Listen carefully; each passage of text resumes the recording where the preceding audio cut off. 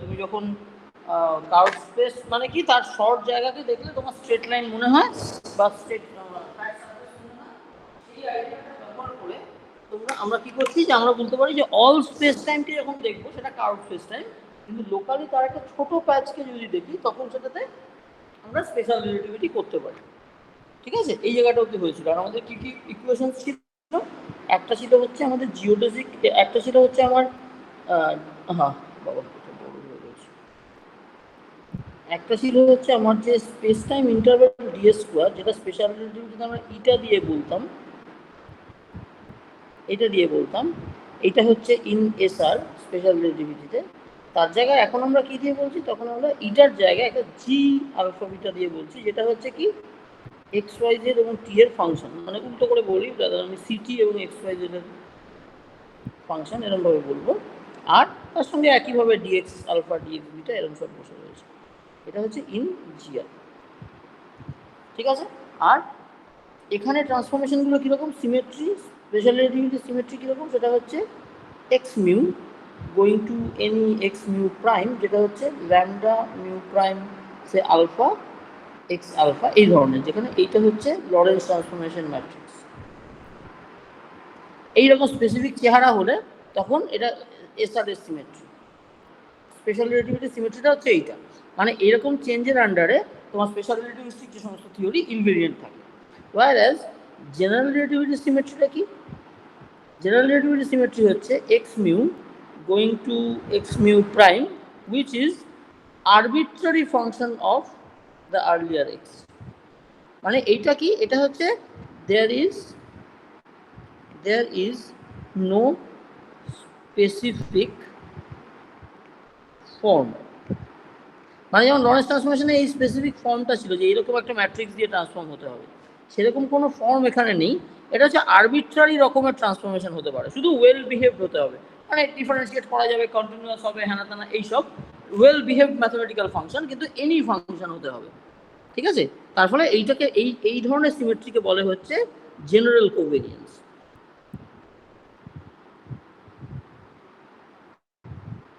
এটা শুনে বুঝতে পারছো কি বলছি? হ্যাঁ স্যার, বুঝতে পারছি। এটা হচ্ছে জেনারেল কোভেরিয়েন্স। এবার আমরা আমি কি বলেছিলাম যে তোমাদের যদি একটা ইকুয়েশন এরকম নাও, একটা পার্টিকেলের ধরো ডিএক্স আলফা ডি টাউ, এই জিনিসটা কি, এটা হচ্ছে আমার 4 ভেক্টর, ভেলোসিটি 4 ভেক্টর। এবার তুমি যদি ফ্রি পার্টিকেল হয়, ফ্রি পার্টিকেল ইন এসআর, তার ইকুয়েশন মোশন কি হবে, d u alpha D tau equal to 0, তাই তো? বা তুমি m d u alpha D tau বলতে পারো। করসপন্ডিংলি এইটা, এবার এটা থেকে আমরা জিআরে কি করে যাচ্ছি, আমি কি বললাম যে ধরো একটা কার্ভ স্পেস, আমি কার্ভ স্পেস টাইমকে এরকমভাবে একটা সারফেসের মতো করে আঁকছি, কারণ আমি তো অ্যাকচুয়াল 3 বা 4 ডিমেনশন আঁকতে পারবো না। তাহলে এইটা হচ্ছে একটা কার্ভ জিওমেট্রি, তাহলে এটাকে কার্ভ স্পেস টাইম ভাবো। এইটার একটা ছোট প্যাচকে যদি দেখো, সেটা flat, a small patch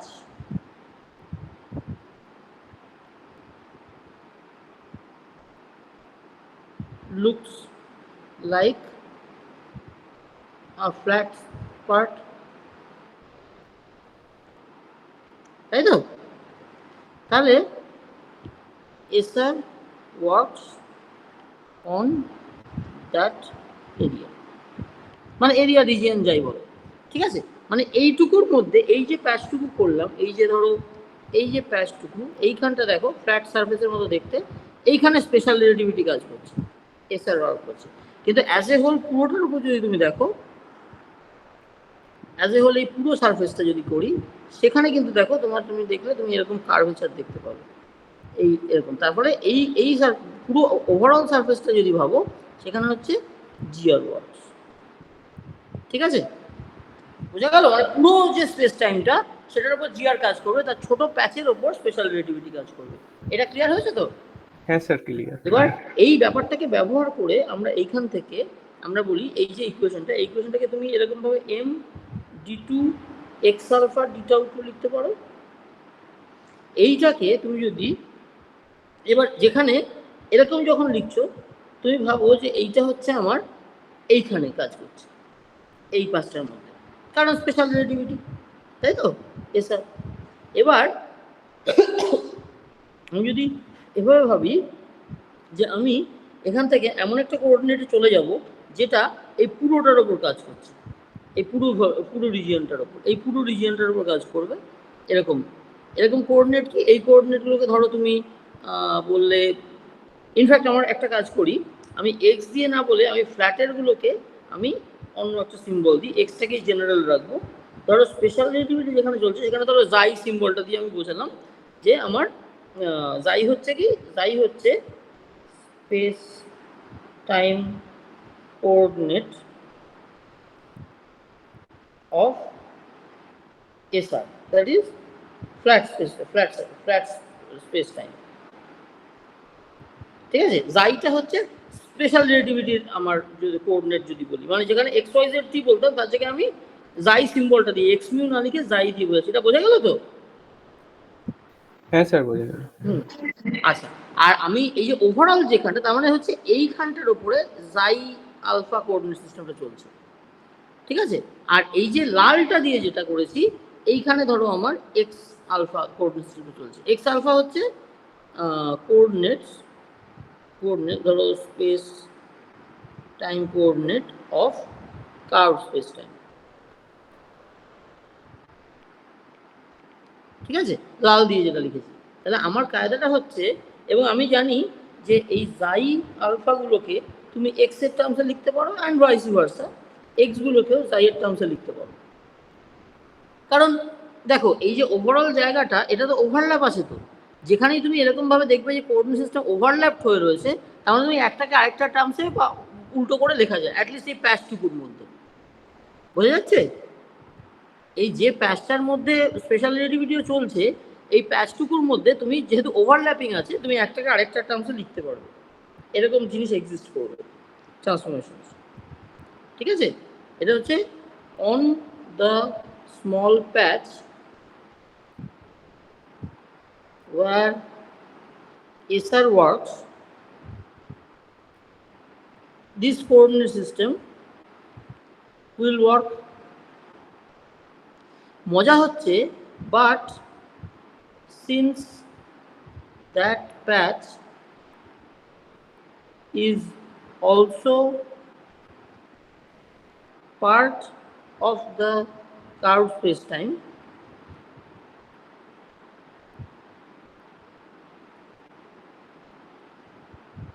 so on the patch x alpha also works. তাই তো হবে নাকি? কারণ এক্স আলফা তো পুরো ভলিউমটা, পুরো স্পেস টাইমটার উপরেই কাজ করে, বুঝতে পারছো? হ্যাঁ স্যার এটা হবে। পুরোটার উপরে এক্স কাজ করে, কিন্তু ওই প্যাচটুকুর উপরে জাই কাজ করে। এবার প্যাচটুকুর উপর তো এক্সকেও কাজ করতে হবে, কাজে ওই প্যাচের ওপরে তুমি এক্স থেকে জাই বা জাই থেকে এক্সে তুমি যাতায়াত করতে পারবে। সেখানে যেহেতু এরকম ট্রান্সফরমেশন এক্সিস্ট করবে, তুমি সেই পার্শিয়াল ডেরিভেটিভ লাগিয়ে এই যে ওপরের রিলেশনটাকে, সেটাকে তুমি নিয়ে এসে এক্সের টার্মসে লিখতে পারবে। মানে আমি d2 জাই আলফা ডিটাউ 2 ইকুয়াল টু 0, এটাকে আমি কনভার্ট করবো কিভাবে? আমি জানি যে জাইটা এক্স এর ফাংশন, তাহলে আমি এটাকে প্রথমে ডিডি টাউ অফ ডি জাই আলফা ডিটাউ এর মধ্যে লিখে নেবো, তারপরে ডিডি টাউটা রেখে দেবো, দিয়ে ডিজাই আলফা ডিটাউটাকে দেখো, আমি ডিজাই আলফা এরকমভাবে না লিখে আমি এটাকে এক্স এর ফাংশন হিসেবে ভাবছি। তাহলে তুমি del xi alpha del x mu D X mu D tau এরকম লিখতে পারবে, কারণ জাইগুলো এক্স এর ফাংশন বলে। পার্শিয়াল ডেরিভেটিভের কায়দা। হ্যাঁ স্যার। এবার দেখো, তাহলে তুমি যখন ডিডি টাউ করবে, তখন তোমার একবার DD টাউটা del xi alpha del x mu এর ওপর পড়বে, তার সঙ্গে ডিএক্স মিউ ডিটাউ যেমন আছে থাকলো, আরেকবার তোমার del xi alpha del x mu থেকে যাবে, আর তোমার ডি টু এক্স মিউ ডিটাউ আসবে, ডিটাউ টু আসবে, ঠিক আছে? বুঝে গেল তো? এবার এটাকে আবার করব, সেটা কি? সেখানে তোমার del two xi alpha del x mu, এবার ডেল এক্স মিউ আসবে, এসে ডিএক্স মিউ ডিটাউ হবে। বোঝা গেল? সেকেন্ড ডিটিটাওটা করছে, ঠিক আছে? হ্যাঁ স্যার ঠিক আছে। তারপরে তারপরে ডিএক্স মিউ ডিটাও যেমন ছিল তেমন এলো, তারপর পরের টার্মটা যেমন আছে আছে, বোঝা গেছে? এইরকম হলো। তাহলে আমার ফাইনালি জিনিসটা কি দাঁড়ালো দেখো, যে আমার একটা সেকেন্ড টার্মটাকে এবার আগে লিখে নিচ্ছি, del xi alpha del x mu D X D two X mu D tau two একটা term, plus del two xi alpha del x mu এইটা into D X mu D tau D X mu D tau equal to 0 হয়েছে, ঠিক আছে তো? এই যে এই টার্মটাকে পরে লিখেছি আর এইটাকে আগে লিখেছি। হ্যাঁ স্যার ঠিক আছে। আচ্ছা এবার দেখো, আমাকে আমার জিওলজিক ইকুয়েশনটা যদি তোমার মনে থাকে তাহলে এই আমার জিওলজিক ইকুয়েশনটা কি ছিল, এইটা আলাদা করে ছিল আর বাকি সব ছিল। তাহলে আমাকে এই ফ্যাক্টরটাকে আমাকে এর ইনভার্স দিয়ে গুণ করতে হবে যাতে এই ফ্যাক্টরটা এদিকে চলে যায়, ওদিকে তো জিরোর সঙ্গে হাওয়া হয়ে যাবে। তাহলে এর ইনভার্সটা কি? এই ইনভার্সটা বুঝতেই পারছো, দেখো এখানে ইনভার্স করতে গেলে কি, দেখো এখানে মিউ আর মিউ কন্ট্রাক্টেড আছে, তাহলে আমাকে এই আলফা দিয়ে ইনভার্স করতে হবে। আমি আনবো ডেল এক্স, ধরো সে সিগমা ডেল জাই আলফা, এটা দিয়ে যদি গুণ করি, পরের টার্মটা del xi alpha del x mu, এরকম একটা জিনিস থাকবে। এই যে এইটা আছে, আমি এইটা এক্সট্রা দিয়ে গুণ করলাম, তারপরে D two X mu D tau two যেমন আছে আছে, ঠিক আছে? এটা বুঝতে পারলে? আমি এই ফ্যাক্টরটা মাল্টিপ্লাই করে নিয়ে এলাম, পরের টার্মেও আনতে হবে।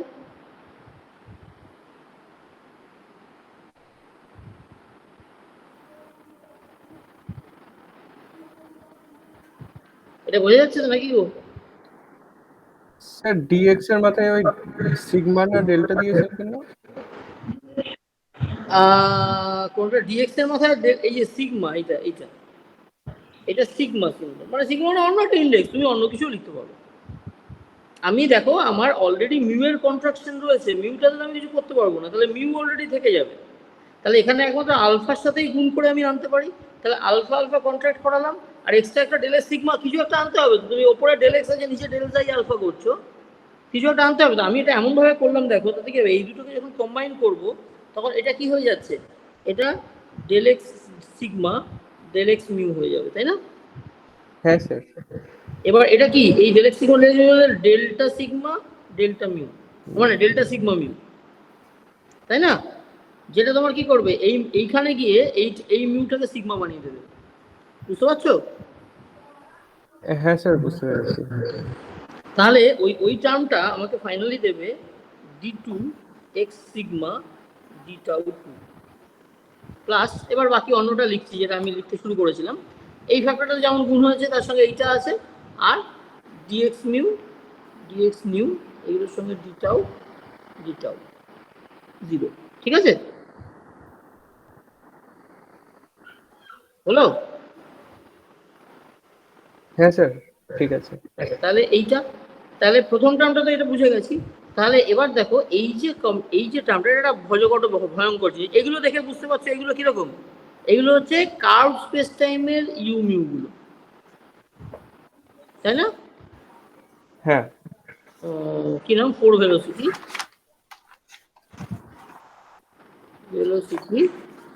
in terms of curve space time. curved coordinates.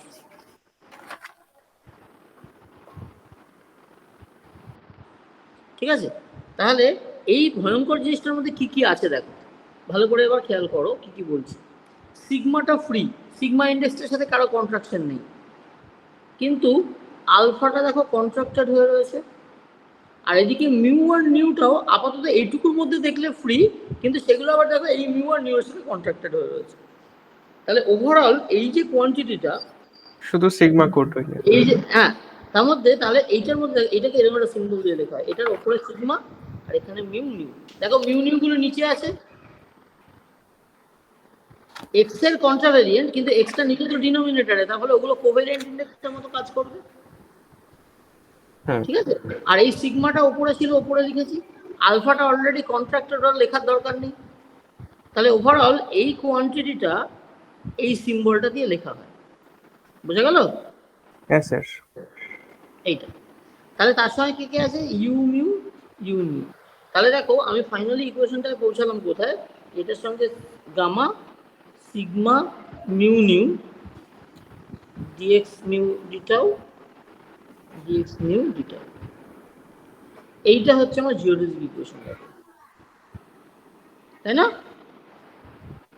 এটা কেমন একটা অ্যাক্সেলারেশনের মতো দেখতে, আর এইটার মধ্যে গ্র্যাভিটির এফেক্টের, বুঝতে পারলে? তাহলে হ্যাঁ স্যার, যে বুঝতে ইকুয়েশনটা পেরেছি। এই ডাইয়ের টার্মসে লিখলে, যেটা দেখে মনে হচ্ছিল নো অ্যাক্সেলারেশন, কিছু নেই, straight line flat space time, সেটাকে যে তুমি কার্ভ কোঅর্ডিনেট সিস্টেম থেকে দেখবে, তোমার দেখে মনে হবে যে ওটার উপর অ্যাজ ইফ ফোর্স কাজ করছে, কারণ ওটা কার্ভ পাথে চলছে, because the transformation generates a term like this. ঠিক আছে, এই যে কোয়ান্টিটিটা দেখো, এই যে কোয়ান্টিটিটা, এটাকে বলে গামা বা ক্রিস্টোফেল সিম্বল। এটার নাম হচ্ছে ক্রিস্টোফেল সিম্বল। এগুলো তোমরা জিআর এর ডিটেলসে পড়বে।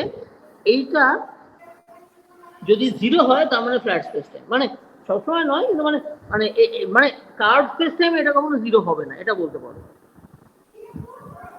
In curve space time it is non zero, বোঝা গেল? হ্যাঁ স্যার। হ্যাঁ, এই জিনিসটাকে, এইটা নিয়ে আমি আর ডিটেলসে যাবো না, এটা তোমরা জিআরে পড়বে। এই যে জিনিসটা, এটার মধ্যে কি আছে দেখো, del x sigma del xi alpha del two xi alpha del x mu del x mu, এই জিনিসটা। তার মানে দেখো তুমি এক্স এর সঙ্গে জাই এর পার্শিয়াল ডেরিভেটিভের রিলেশনসের ওপর এটা স্ট্রাকচারটা ডিপেন্ড করছে, তাই না? হ্যাঁ এবং দেখো জাইটা আমার কন্ট্রাক্টেড আউট হয়ে গেছে, জাইয়ের যে ইন্ডেক্সটা কন্ট্রাক্টেড আউট হয়ে গেছে। তাহলে এইটা এইটা তোমাকে কি করছে, এই যে দুটো ধরনের স্পেস টাইম কোঅর্ডিনেটস, কার্ভড এবং ফ্ল্যাট, তাদের ইন্টার কানেকশনটা এই সিম্বল, এই টার্মটা দিয়ে আসছে। দেখানো যায় অঙ্ক করে যে এই যে জিনিসটা, যেটাকে আমরা এই gamma sorry gamma mu nu লিখেছি, এইটাকে মেট্রিকের ডেরিভেটিভসের টার্মসে লেখা যায়। এটা কি করে লেখা যায়, এটা তোমরা জেনারেল ডেরিভেটিভ পড়ার সময় দেখবে, ঠিক আছে? এই তোমাদের কারো একটা মাইক অন আছে বলে ভীষণ ঘেঁষেস করে আওয়াজ হচ্ছে গো। তাহলে দেখো এইটাকে মেট্রিকের টার্মে লিখলে কেমন দেখতে হয়, আমি মুখস্থ আছে লিখে দিচ্ছি। যেটা হচ্ছে দেখো, জি আগে লিখে নিই, তারপরে তুমি এক্সপ্লেন করি। জি সিগমা কাপা, তারপরে জি এখানে হচ্ছে কাপা মিউ কমা নিউ প্লাস জি কাপা নিউ কমা mu minus G mu new কমা কাপা। তোমরা কি কমাটার মানে জানো?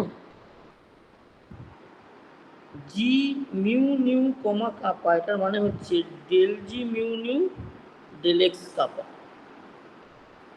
এই কমা দেওয়ার মানে হচ্ছে ডেরিভেটিভ নেওয়া, পার্শিয়াল ডেরিভেটিভ, ঠিক আছে? যেমন ধরো জি কাপা মিউ নিউ যদি লেখা থাকে, তার মানে হচ্ছে del g kappa mu del x nu etcetera, ঠিক আছে? এইটা দেখানো যায়, তোমরা বুঝতে পারছো কিনা দেখো। এই কিভাবে লিখলাম দেখো, যে সিগমাটা দিয়ে ইন্ডেক্সটা শুরু হচ্ছে, দেখো হাফ জি এর একটা আপার কেস, মানে মেট্রিকের ইনভার্স একটা জি আছে, সেটার ওপরে ওই সিগমাটা আছে। আর একটা আমি কোনো র্যান্ডাম কাপা বলে একটা অন্য ইন্ডেক্স নিয়ে এসেছি, সেই ইন্ডেক্সটা দেখো একবার মিউ এর সঙ্গে থাকছে আর নিউ দিয়ে ডেরিভেটিভ, একবার নিউ এর সঙ্গে থাকছে আর মিউ দিয়ে ডেরিভেটিভ, আরেকবার মিউ নিউ যারা এখানে ছিল তারা নিজেরা থাকছে আর কাপা দিয়ে ডেরিভেটিভ হচ্ছে। সেই টার্মটা নেগেটিভ দিয়ে আসবে, বাকি টার্ম দুটো প্লাস দিয়ে আসবে, বুঝতে পারলে? হ্যাঁ স্যার, বুঝতে পেরেছি। এবং এই স্ট্রাকচারটাতে মজা দেখো, এই জিনিসটা মিউ আর নিউতে সিমেট্রিক হচ্ছে। তুমি যদি মিউ আর নিউ ইন্টারচেঞ্জ করো,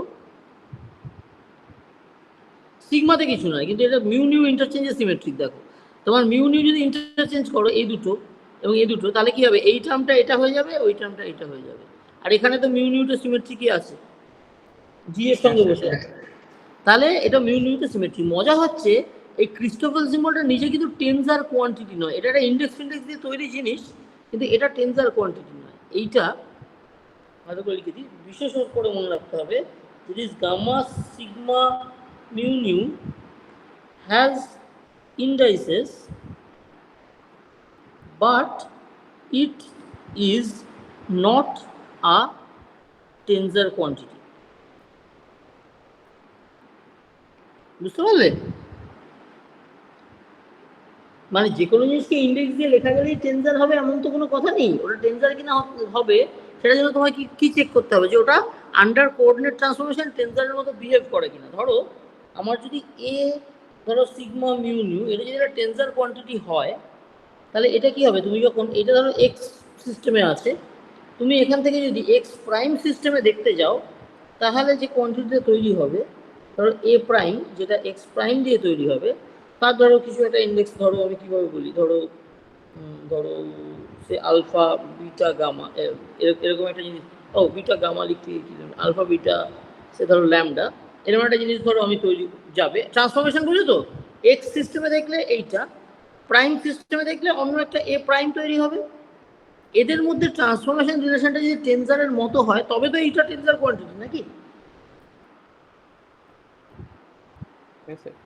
মনে আছে যে ধরো তোমার যখন এমইউ সেটা ট্রান্সফর্ম করে এমইউ প্রাইম হয়, সেটা হচ্ছে কীরকম, del x mu prime del x alpha A alpha. এটা হলে তুমি বলো যে কন্ট্রাভেরিয়েন্ট টেন্সার। বা যদি এমইউ লোয়ার কেস থাকে, সেটাকে আমরা নিচে এমইউ প্রাইম বলি, যখন সেটা del del x mu prime del x alpha A alpha হবে, তাই না? প্রাইমটা আনপ্রাইমটা এটা পার্থক্য তো। এই সরি, মানে কন্ট্রাভেরিয়েন্ট আর কোভেরিয়েন্ট টেন্সারের কথা বলছি, তাই তো? ট্রান্সফরমেশনগুলো এরকম হয় তো, সেই পড়েইছিলাম আগের সেমিস্টারে, মনে আছে? হ্যাঁ স্যার মনে আছে। তাহলে এইখানে দেখো, আমি এটা জাস্ট তোমাদের একটা প্র্যাকটিসের জন্য বলছি, দেখো একটা কন্ট্রাভেরিয়েন্ট ইন্ডেক্স, দুটো কোভেরিয়েন্ট ইন্ডেক্স, তাহলে ট্রান্সফরমেশন ইকুয়েশনটা করে আমি এইটার জন্য লিখতে চাইছি কি হবে, প্রাইমটা। দেখো এ, আমি প্রাইমটা ইনফ্যাক্ট আলফা বিটা ল্যামডার মাথায় দেবো, A alpha prime beta prime lambda prime. এটা দিলে দেখো আমার আর এক্স প্রাইম ভিতরে লিখতে হচ্ছে না, অটোমেটিক্যালি বোঝা যাচ্ছে যে আমি প্রাইম ফর্মে লিখছি, তাই না? হ্যাঁ স্যার। তাই তো, আমি প্রাইম ফর্মে লিখছি। দাঁড়াও আমি একটুখানি আগে এটাকে, এখানে প্রাইমটাকে মুছে আলফার মাথাতেই প্রাইম দিই, আলফা প্রাইম বিটা প্রাইম এটা প্রাইম এক্স প্রাইমের। এইটা কিরকম দেখতে হবে দেখো, আলফা প্রাইম কন্ট্রাক্টেড বা সরি কন্ট্রাভেরিয়েন্ট, তাহলে এইটার মতো করে ট্রান্সফর্ম করবে, মানে ডেল এক্স আলফা প্রাইম ওপরে আসবে, আর কোনো একটা সে এখানে সিগমা আছে, আমি সিগমা দিয়েই বলি, ডেল এক্স সিগমা এরকম একটা আসবে, যাতে তার করসপন্ডিং এ সিগমা হয়। এই যে সিগমা সিগমা কন্ট্রাকশন, যেমন এখানে দেখো আলফা আলফা কন্ট্রাকশন হয়েছে, ঠিক আছে? কন্ট্রাভেরিয়েন্ট ইন্ডেক্সটা এরকম ভাবে হবে, ট্রান্সফরমেশনে একটা ফ্যাক্টর এলো, বুঝেছো? এই যে একটা ইন্ডেক্স আছে বলে একটা পার্শিয়াল ডেরিভেটিভ আসছে, এখানে তিনটে পার্শিয়াল ডেরিভেটিভ আসবে, তাই তো? হ্যাঁ গো, ভয় লাগছে নাকি? স্যার লিখেন পুরোটা। না, এই প্রথম টুকরোটুকু বোঝা গেল, আলফার পিসটুকু বোঝা হ্যাঁ গেল। স্যার বোঝা গেছে। আলফা প্রাইমের জন্য সিগমা এনেছি, যেটা তাহলে ওই আলফা প্রাইম যেখানে ছিল সেরকম এখানে উপরে সিগমা বসলো। এবারে আমার বিটা প্রাইমের জন্য বিটাটা নিচে আছে, দেখো নিচের মতো করে হবে, মানে del del x beta prime, যেমন এখানে দেখো মিউ প্রাইমের জন্য এটা নিচে লিখেছি, করসপন্ডিং ওপরে আমি ওইখানে কি লিখতে চাই, এই মিউ ইন্ডেক্সটা আনতে চাই আমি, তাহলে ডেল এক্স মিউ এরকম লিখবো, তাহলে এখানে করসপন্ডিং এই মিউ আসবে, দেখো মিউ মিউ কন্ট্রাকশন, বুঝা গেল? হ্যাঁ। সিমিলারলি ল্যামডার জন্য বুঝতেই পারছো, আরবার ওরকম আরেক piece del del x lambda prime, এখানে ল্যামডা প্রাইমের করসপন্ডিং নিউ আছে, তাহলে এখানে আমি একটা এক্স নিউ নিয়ে আসবো, তাহলে এটা নিউ হবে। তাহলে দেখো তিনটে পার্শিয়াল ডেরিভেটিভ ফ্যাক্টর আমার ট্রান্সফরমেশনের মধ্যে যদি এরকম ভাবে থাকে এবং ইন্ডেক্সগুলো যদি এইভাবে অর্গানাইজড থাকে, দেন আই ক্যান সে যে এইটা হচ্ছে টেন্সার কোয়ান্টিটি, কারণ তারা আন্ডার এক্স থেকে এক্স প্রাইম এই যে আমি যাচ্ছি, তার জন্য টেন্সারের নিয়মটা ফলো করেছে, ঠিক আছে? তাই তো? হ্যাঁ স্যার ইফ ঠিক আছে। a to a prime follows this rule of transformation, then we know that a is a 3 rank mixed tensor, তাই না? দেখো এখানে আরেকটা জিনিস তোমাদের বলেছিলাম, জানি না মনে আছে কিনা, এটা হচ্ছে দেখো টেন্সরটা হচ্ছে এটা, এবার সেই এটা একটা 3 র্যাঙ্ক টেন্সর, তার মানে তোমার 3টে ইন্ডেক্স দিয়ে লিখতে হবে। সেটা তুমি 3টে আপার কেস দিয়েও লিখতে পারো, 3টে লোয়ার কেস দিয়েও লিখতে পারো, একটা আপার 2টো লোয়ার দিয়েও লিখতে পারো, 2টো আপার 1টা লোয়ার দিয়েও লিখতে পারো, বিভিন্ন রকম লেখা যায়। মনে আছে এগুলোকে সবগুলোই কিন্তু ওই এ টেন্সরটাকে রিপ্রেজেন্ট করছে তার বিভিন্ন ফর্মে।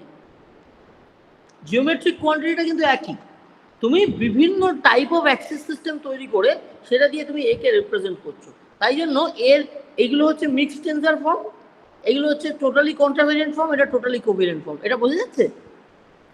দেবযানী এন্ড অভিদুল দুজনেই বলে। হ্যাঁ স্যার বোঝা তাই তো? তাহলে দেখো যে টেন্সর জিনিসটা হচ্ছে, এটা হচ্ছে আমরা ইউজুয়ালি বইটিতে যেভাবে লেখা থাকে তাতে দেখে মনে হয় যেন এ মিউ নিউটা টেন্সর, তা নয়, এ হচ্ছে টেন্সর। এবার তুমি সেটা সেকেন্ড র্যাঙ্ক টেন্সর, তার মানে 2টো ইন্ডেক্স দিয়ে তোমাকে বোঝাতে হবে। তার মানে এ মিউ নিউ হচ্ছে ওর একটা কম্পোনেন্ট, ওরকম ওর অনেক রকম কম্পোনেন্ট। যদি মিউ নিউ গুলো যদি 0 1 2 3 উপর রান করে তাহলে ওর 16টা কম্পোনেন্ট আছে। ম্যাট্রিক্সের মতো তোমার 2টো ইন্ডেক্স দিয়ে দেখাতে হচ্ছে। যদি 3 র্যাঙ্ক হয় তাহলে আরো বেশি, তাই না? ঠিক আছে তো? তাহলে টেন্সর কি টেন্সর নয় সেটা এই ট্রান্সফরমেশন এরকম ফলো করে কিনা সেটা থেকে বোঝা যাবে, এবং এরকম ফলো করবে কি না করবে সেটা আমরা জানবো কি করে? যে এখানে তো দেখে মনে হচ্ছে যেন যে কোনো 3 র্যাঙ্ক টেন্সরই এটা ফলো করবে, তাই না? তোমাদের তো দেখে তাই মনে হচ্ছে নির্ঘাত, যে কোনো 3 র্যাঙ্ক হলে তো এটাই তো হবে, কি? হ্যাঁ স্যার। কিন্তু আসলে ব্যাপারটা তা না। দেখো যে একটা জিনিস তোমাকে, ধরো আমার দেওয়া আছে, ধরো কিভাবে বলি, ধরো তোমাকে দেওয়া আছে জি মিউ নিউ, তোমাদের ছোটবেলায় পড়িয়েছিলাম, মনে আছে কিনা জানি না, সেটা হচ্ছে তোমার আচ্ছা দাঁড়াও এক সেকেন্ড, একদম প্রথমে যখন তোমাদের টেন্সর আমি টেন্সর পড়িয়েছি না, নাকি পড়াইনি? হ্যাঁ স্যার। ওই যে স্পিজেলের 7 নম্বর চ্যাপ্টার মনে আছে? হ্যাঁ মনে আছে। আচ্ছা, সেখানে কি ছিল মনে করে দেখো, যে আমার এই আলফা আই ভেক্টর বলে একটা জিনিস ছিল, যেটাকে আমরা ডেলার ডেল ইউ আই বলতাম, মনে আছে? ইউ গুলো সেখানে তোমার কোঅর্ডিনেটের মতো। হ্যাঁ, তাহলে তোমার ডিআর ডট ডিআর, এটাকে আমরা কি লিখতাম? Del r del U I D U I dotted with del r del U J D U J করে। দেখো এই ফ্যাক্টরগুলো হচ্ছে alpha I vector D U I dotted with alpha J vector D U J. তারপর আমরা কি বলতাম? Alpha I dot alpha J, এই কম্বিনেশনটা into D U I D U J. তার মানে ডিআর ইন্টু ডিআর মানে D X square plus D Y square D Z square, সেটাকে যদি ইউআই আর ইউজে এর কম্বিনেশন দিয়ে লেখো, আমরা এটাকে বলবো জি আই জে ডিইউআই ডিইউজে। এইটা হচ্ছে মেট্রিকের ডেফিনেশন, এই আলফা দিয়ে তৈরি, তাই তো? এই যে দেখো জি আই জে ডেফিনেশন হলো কি, দেখো alpha i dotted with alpha J, এই যে এইটা হচ্ছে ডেফিনেশন। এবার এই মেট্রিকটা টেন্সর কোয়ান্টিটি হবে কিনা তাহলে তুমি বুঝতে পারছো, যখন 4 ডিমেনশনাল স্পেস টাইম হবে সেখানে আমি ডিআর দিয়ে না বলে ডিএক্স মিউ এরকম ভাবে বলে এই ধরনের জিনিস করতে পারি, সেখানেও মেট্রিক এইরকম একটা জিনিস দিয়ে ডিফাইন্ড হয়।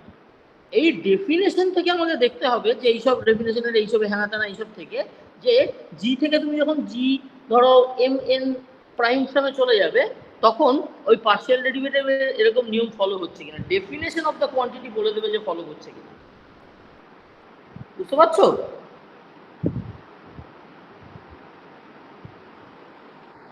বুঝতে পারলে কি বললাম? যেমন ধরো তোমার একটা স্কেলার কোয়ান্টিটি ফাই, তার গ্রেডিয়েন্ট এই যে জিনিসটা, সেটাকে তুমি del phi del x i লিখতে পারো। আমি জাস্ট ভেক্টর দিয়ে দেখাচ্ছি, 4 ভেক্টরের দরকার নেই। Del phi del x i লেখা যায় তো, এটার ভেক্টর ফর্ম, তাই তো? কি? হ্যাঁ স্যার। তাহলে দেখো যে এই কোয়ান্টিটিটাকে তুমি যদি ধরো একটা, এটা কি, এটা সেকেন্ড র্যাঙ্ক লোয়ার কেস তলায় আছে, তাই তো? এটাকে ধরো তুমি এটাকে কি বলবে, এটার করসপন্ডিং জিনিসটা তুমি যদি 4 ডিমেনশনে দেখো, ইন 4 ডিমেনশন স্পেস টাইম, তোমার এটা কি হবে? এটা হয়ে যাবে ডেল মিউ ফাই, অর্থাৎ del phi del x mu, তাই তো? এবার এটাকে ধরো আমি যদি এমইউ বলে একটা নাম দিই,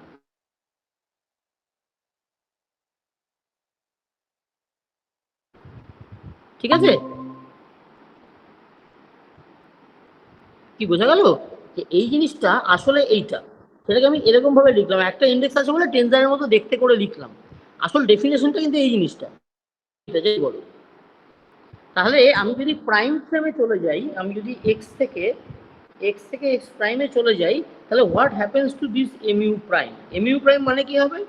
del phi del x mu prime, এই যে ডেফিনেশন থেকে, নাকি? হ্যাঁ তাহলে এখান থেকে যদি আনপ্রাইমটা আনতে চাই, আনপ্রাইমটা টার্মসে লিখতে চাই, কিরম লিখবো? Del phi del unprimed X মানে del x alpha del x mu prime, এরম লিখবো পার্শিয়াল ডেরিভেটিভ ব্যবহার করে। ফাইটার দেখো, এখানে ফাইটা হচ্ছে এক্স প্রাইমের ফাংশন, এখানে ফাইটা এক্স এর ফাংশন। কেন?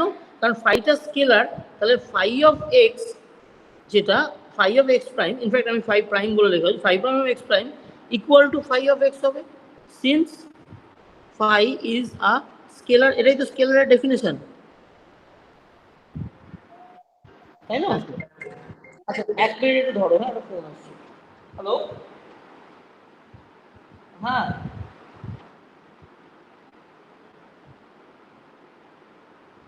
হুম,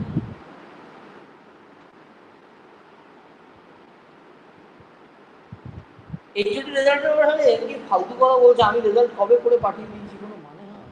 ঠিক আছে, দাঁড়াও, আমি সেলিমকে ফোন করছি, দাঁড়াও, আমি ক্লাস নিচ্ছি, হয়ে গেছে, দাঁড়াও, আমি ক্লাস নিয়ে আমি সেলিমকে ধরছি, দাঁড়াও, ঠিক আছে, আমি এখন ক্লাস নিচ্ছি, ধরছি।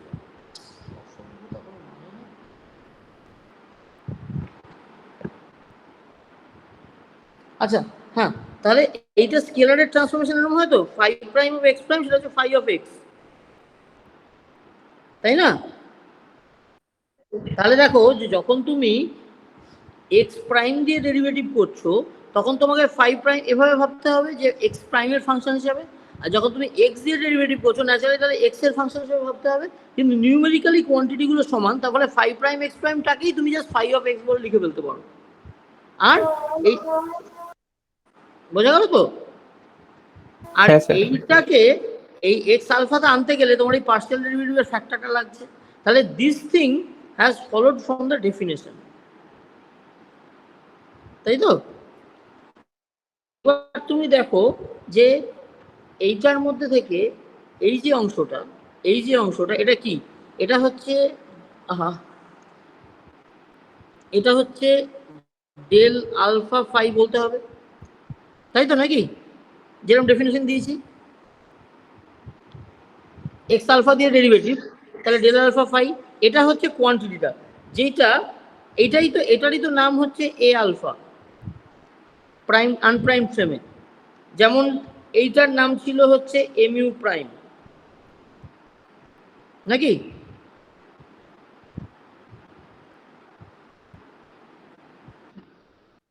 তাহলে বাকি এই যে ফ্যাক্টরটা যেটাকে কিভাবে বলি, যেটা হচ্ছে এই যে অংশটা, এটা কি?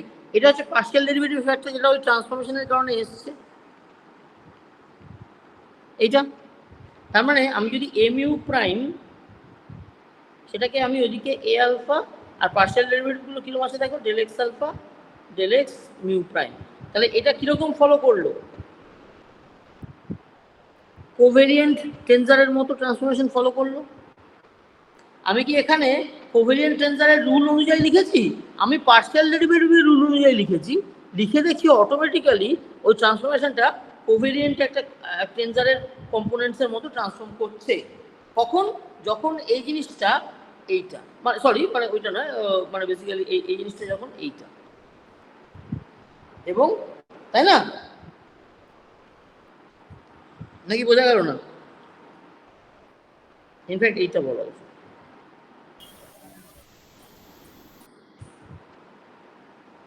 বুঝতে পারলে? হ্যাঁ স্যার।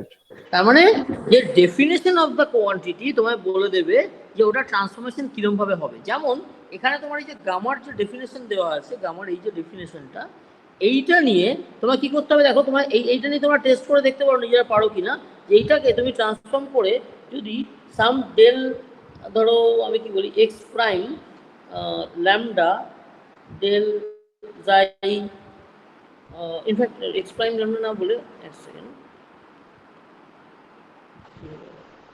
এটাকে মানে বেসিক্যালি তুমি এক্স এর প্রাইম টাইপের জিনিস, ধরো x lambda prime del xi alpha এরকম কিছুতে নিয়ে যেতে চাও, এবং ডেল টু জাই আলফা, ধরো এক্স সিগমা প্রাইম এক্স ধরো টাউ প্রাইম, এরকম একটা কিছুতে যদি নিয়ে যেতে চাও, এটা কি হবে বুঝতেই পারছো, এটা হবে gamma lambda prime sigma prime tau prime. তার মানে প্রাইম ফ্রেমের ক্রিস্টোফার সিম্বল হবে, তাই তো? কি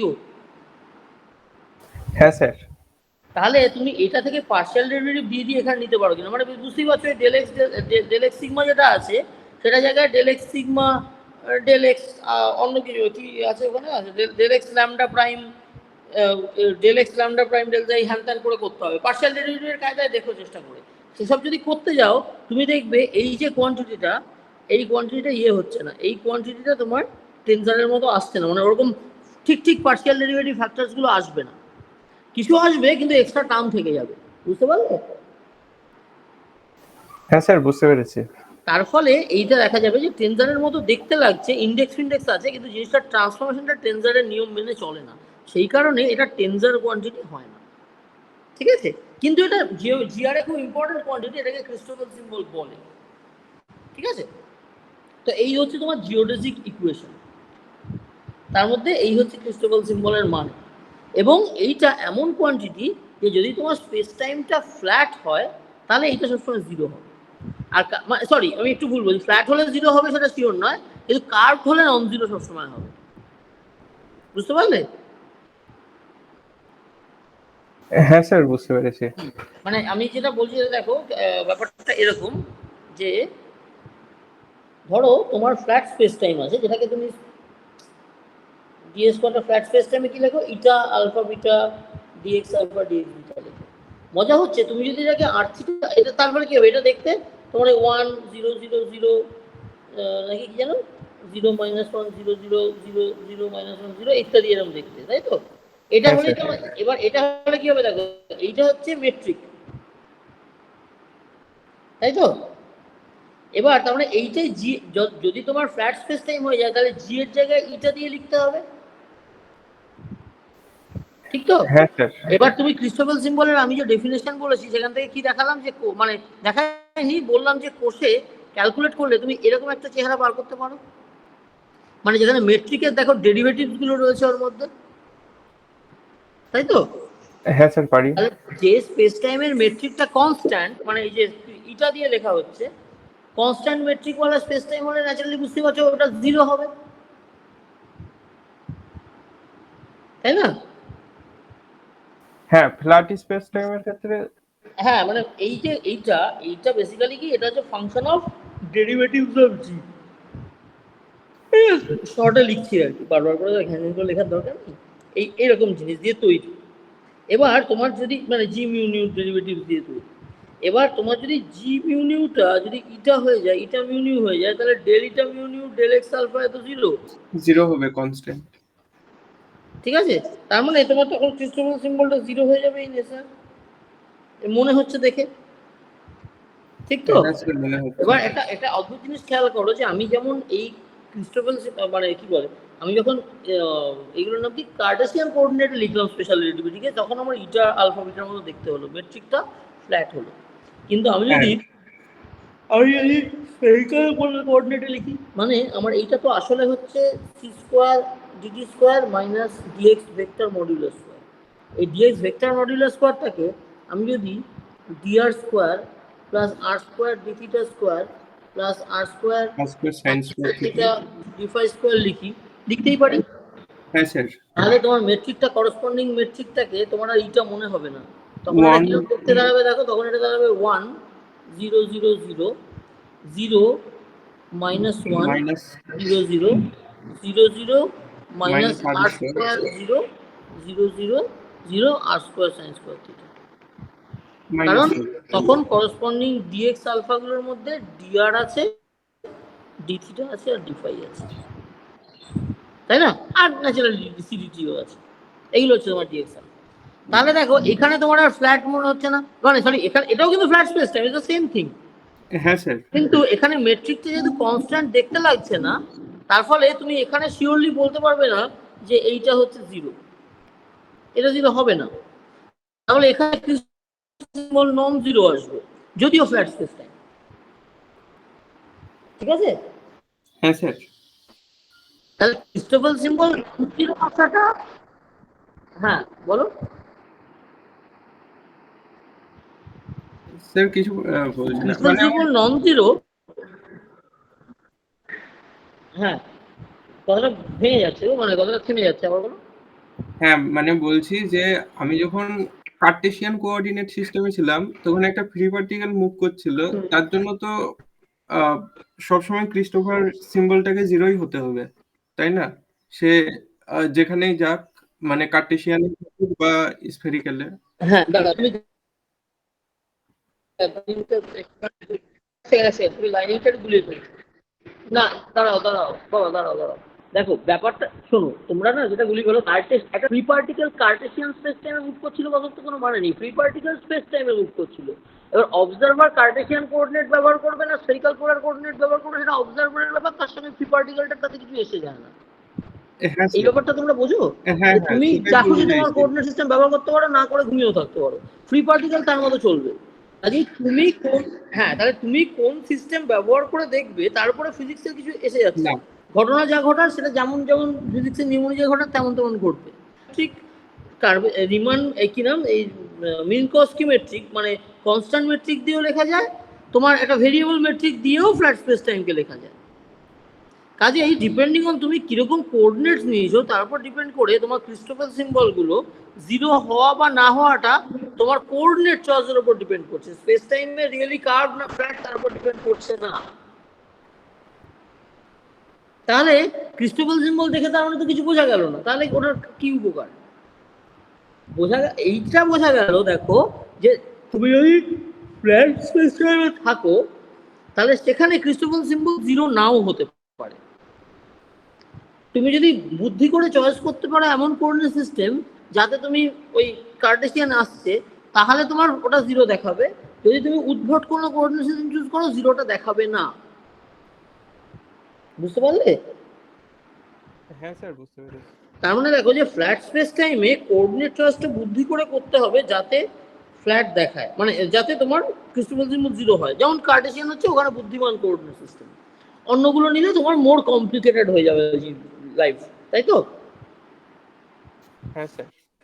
হ্যাঁ, তাহলে কোঅর্ডিনেট চয়েসের উপর ডিপেন্ড করে তোমার এটা জিরো হতে পারে বা না হতে পারে। কিন্তু মজা হচ্ছে দেখো যে যখন অ্যাকচুয়াল কার্ভ স্পেস টাইম থাকে, কার্ভ স্পেস টাইমে তুমি কোঅর্ডিনেট চয়েস ওভারঅল দেখানোর সময় তুমি কোঅর্ডিনেট চয়েস যেমনই করো না কেন, তুমি কখনোই এইটাকে জিরো করতে পারবে না। ফ্ল্যাট স্পেস টাইমে কি হচ্ছে ব্যাপারটা, পার্থক্য খুব সাটল পার্থক্য বোঝো, যে ফ্ল্যাট স্পেস টাইমে ইন জেনারেল জিরো নাও হতে পারে, কিন্তু তুমি বুদ্ধি করে এমন কোঅর্ডিনেট সিস্টেম খুঁজে পেয়ে যাবে যেখানে করলে এটা জিরো লাগে দেখতে, মানে জিরো হয়ে যায়। প্রপার কোঅর্ডিনেট চয়েস করতে পারলে জিরো হবে, কিন্তু ইন জেনারেল তুমি র্যান্ডমলি যা খুশি একটা কোঅর্ডিনেট সিস্টেম তুলে নাও, তাহলে জিরো দেখবে না। বুঝতে পারলে কি বলছি?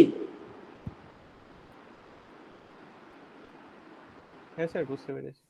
কিন্তু তুমি যদি কার্ভ স্পেস টাইমে থাকো, তুমি যতই বুদ্ধি খাটাও বা যতই খোঁজো, তুমি এমন কোঅর্ডিনেট সিস্টেম পাবে না যেখানে তুমি এটাকে জিরো করতে পারো। ফ্ল্যাটে এরকম দেখাবে কিন্তু বুদ্ধিমান কোঅর্ডিনেট চয়েসে এরকম হয়ে যাবে, কিন্তু কার্ভে তুমি সবসময় এইটা পাবে, তুমি কোনো কোঅর্ডিনেট চয়েসেই এইটা পাবে না। বোঝা গেল? হ্যাঁ স্যার, বোঝা গেল। আচ্ছা, তাহলে এই হচ্ছে ক্রিস্টোফাল সিম্বল সংক্রান্ত ব্যাপার স্যাপার।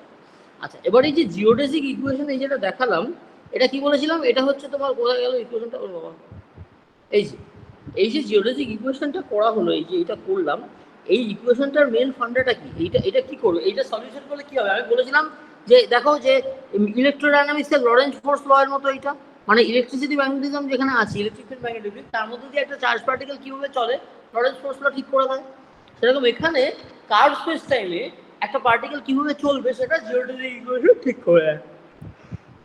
ঠিক আছে?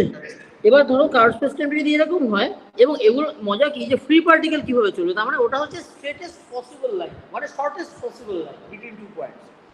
ঠিক আছে, এই পয়েন্ট আর এই পয়েন্টের মধ্যে এই দেখো এইটা হচ্ছে স্ট্রেটেস্ট পসিবল লাইন, কারণ কি যে আমি ফ্ল্যাট সারফেসের মধ্যে এঁকেছি বলে। কিন্তু এটা যদি আমি যদি এইটা যদি এটা ট্যাবলেট না হয় যদি খাতার পাতা হতো, আমি এই পাতাটাকে বেঁকিয়ে ধরতে পারতাম, তাহলে তোমার এই লাইনটাই তখন এই খাতার পাতাতে তোমার স্ট্রেট লাইন মনে হচ্ছে, তুমি যদি পাতাটাকে এরকম করে বেঁকিয়ে ধরো, খাতার পাতা বেঁকানো যায়, তখন তোমার স্ট্রেট লাইনটাই এরকম মনে হবে। হ্যাঁ স্যার। সেটাই হচ্ছে তার মানে এই লাইনটা হচ্ছে তার মানে জিওলজিক্যাল লাইন। তুমি যদি ফ্ল্যাট অবস্থায় রাখতে পারো স্ট্রেট লাইন দেখবে, কিন্তু তুমি যদি কার্ভ করে দাও, স্পেস টাইমটা যদি কার্ভড হয়, তখন তোমার জিওলজিক গুলো বেঁকা বেঁকা দেখবে। কিন্তু স্টিল ওটা কিন্তু দেখো এই দুটো পয়েন্টের মধ্যে শর্টেস্ট পাথ, সেই কথাটা কিন্তু এখানেও ভ্যালিড। অন্য যে পথই নাও সে পথগুলো লঙ্গার হবে, বুঝতে পারলে? হ্যাঁ স্যার, বুঝতে পেরেছি। তার মানে ওই ইকুয়েশনটা সলভ করে তুমি দুটো পয়েন্টের মধ্যে শর্টেস্ট পসিবল পাথটা পাচ্ছ। ঠিক আছে, তার মানে বেসিক্যালি তুমি গ্র্যাভিটির আন্ডারে তোমার যেখানে কার্ভ স্পেস টাইম, সেখানে যদি একটা পার্টিকেলকে ফ্রি পার্টিকেলকে ছেড়ে দাও, দেখো গ্র্যাভিটিটা এখানে তার ফোর্স হিসেবে আসছে না, গ্র্যাভিটিটা এখানে কি স্পেস টাইমের কার্ভেচার হিসেবে আসছে, তার মানে তোমার স্পেস টাইমটা এরকম এরকম ব্যাকা তেরা ভাবে রয়েছে। এবার তুমি একটা ফ্রি পার্টিকেলকে ওর মধ্যে ছেড়ে দিয়েছো, পার্টিকেলটা ফ্রি অবস্থায় এরকম ভাবে যাবে, তাই তো? হ্যাঁ স্যার। পার্টিকেল ট্র্যাজেক্টরি এরকম হবে। এবং এখানে কিন্তু তুমি ভাবছো ওর উপর কোনো ফোর্স করছে না, এটা হচ্ছে স্পেস টাইমের কার্ভেচার আছে বলে পার্টিকেল এরকম ব্যাকা পথে চলছে। ঠিক আছে, এই পার্টিকেলটা এরকম ব্যাকা পথে চলছে, এবং এই সিচুয়েশনটাই হচ্ছে ফ্রি ফল সিচুয়েশন। মানে গ্র্যাভিটি, আমরা যেটাকে তুমি নিউটনিয়ান মেকানিক্সের ভাষা বলবে গ্র্যাভিটির আন্ডারে ও গা ছেড়ে দিয়েছে, ফ্রিলি পড়ছে। এখানে দেখো যে ও ফ্রিলি পড়ছে, মানে গ্র্যাভিটি যেভাবে বলছে জাস্ট সেভাবে মুভ করছে, মানে বেসিক্যালি কার্ভেচার যেভাবে বলছে সেভাবে মুভ করছে। এটাই তো হচ্ছে তোমার ফ্রিলি ফলিং ফ্রেম। হ্যাঁ স্যার।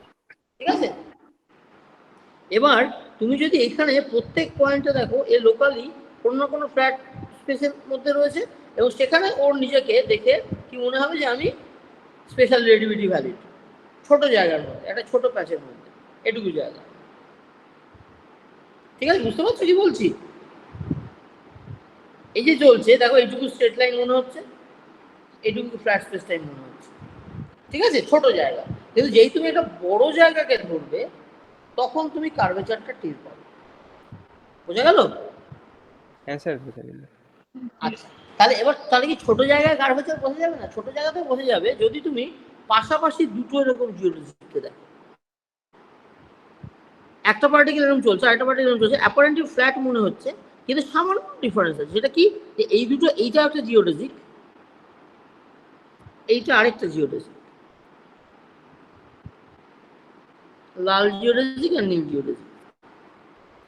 এই দুটো জিওলজিকের মধ্যে একটা কানেক্ট, এইরকম ভাবে যদি তুমি একটা ভেক্টর ভাবো, এটা ধরো আমি একটা কিছু কিছু যাই বাগের নাম দিলাম, এই ভেক্টরটা মানে এটা স্পেস টাইম ভেক্টর যাই আলফা টাইপের। ঠিক আছে, তুমি খেয়াল করো যে এইটার উপর দিয়ে যে চলছে সেটাকে কি ফলো করছে, two s mu D tau two plus lambda alpha beta dx alpha dx beta tau, জানি না তোমরা দেখতে পাচ্ছ, equal to zero. Zero equal follow করছে, তাই তো? এক্স মিউটা কি? হ্যাঁ স্যার। এরকম এইটাও, আচ্ছা এটাকে ইনফ্যাক্ট দাও আর একটু ডিটেলসে লিখতে হবে, নয়তো তোমরা জিওলজিক ডিভিশনটা বুঝতে পারবে না, ওটা বোঝাটা দুজনের জন্যই দরকার। এই দুটো জিওলজিক আছে, আমি কিভাবে বোঝাই, ধরো এই জিওলজিকের ওপরে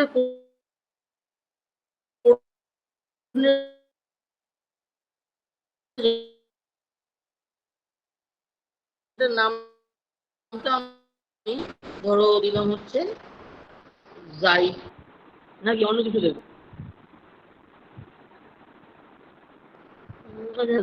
এইটা ধরো যাই এক্সট্রিম ফাংশন, এই যাই কিন্তু ওই ফ্রি পার্টিকেল, এই তোমার ওই ফ্ল্যাট স্পেস টাইমের এই জায়গার কথা বলছি না, এই জায়গার কথা বলছি না, কিন্তু এটা নতুন আমি জাস্ট একটা সিম্বল দিই, যেটা যাই না বলে আমি বলতে পারবো কি নাম দেবো আমার মাথায় আসছে না কিছু।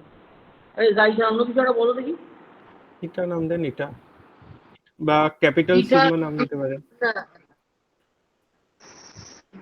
ওগুলো সবই না অন্যান্য সিম্বলে ব্যবহার হয় ভীষণভাবে। এক্স আই হচ্ছে কত, ধরো আচ্ছা ঠিক আছে, সে ধরো আমি ওয়াই নাম দিলাম, আলফা এক্স মিউ, ঠিক আছে। আর এইটা তাহলে দেখো এটা হচ্ছে Y alpha x mu plus D x mu, infinitesimally close. এই ডিফারেন্সটা হচ্ছে কি তোমার হচ্ছে একটা জিওমেট্রিক এক্স মিউ দিয়ে পাস করছে, আর একটা হচ্ছে X mu plus D x mu দিয়ে পাস করছে, ঠিক আছে। আমি ছোট জায়গায় এই পয়েন্ট আর এই পয়েন্টটা বলছি, এতটা জায়গা যদি বলছিও না। এইটা হচ্ছে এক্স মিউ পয়েন্টটা, এটা হচ্ছে X mu plus D x mu পয়েন্টটা, ঠিক আছে। তাহলে এই ডিফারেন্সটা কি, এই ডিফারেন্সটা হচ্ছে Y alpha x mu plus D x mu minus y alpha x mu, এই হবে, তাই তো। এইটাকে ধরো তুমি ওই এরকম বলে এই যে এইটার নাম হচ্ছে জিওডেসিক ডেভিয়েশন, বোঝা গেল? হ্যাঁ স্যার। মানে দুটো জিওডেসিকের মধ্যে ডেভিয়েশন অ্যাকচুয়ালি কি দেখো, যে তুমি যখন এরকম চলবে দুটো জিওডেসিক, আস্তে আস্তে তাদের মধ্যে দেখো ডিস্টেন্সটা বেড়ে যাচ্ছে, বা হতে পারে কমে যাবে, এরকম। বুঝতে পারছো কি বলছি?